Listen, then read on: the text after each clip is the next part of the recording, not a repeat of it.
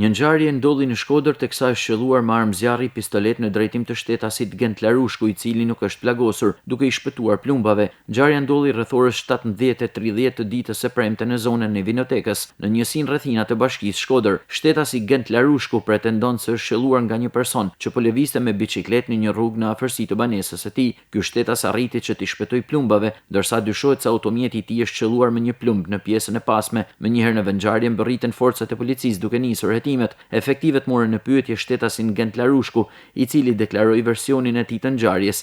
Janë ende të paqarta arsyet e kësaj ngjarje, ndërsa policia vijon hetimet për zbardhjen e plotë dhe për identifikimin, gjetjen dhe kapjen e autorit. Ndërkohë, shërbimet e policisë gjatë zbatimit të planit të masave për parandalimin e kriminalitetit dhe për goditjen e paligjshmërive në qytetin e Shkodrës shoqëruan në ambientet e drejtorisë vendore të policisë një automjet të blinduar. Pas verifikimeve rezultoi se drejtuesi i automjetit shtetasi Safet Bajri, banues në Dobraç, qarkullonte i papajisur me autorizim të lëshuar nga organi kompetent. Drejtuesit të automjetit ju vendos masë administrative konform kodit rrugor, si dhe u zbatua masa plotësuese për bllokimin e automjetit tip Mercedes-Benz dhe do të nisin procedurat e konfiskimit, njoftoi policia.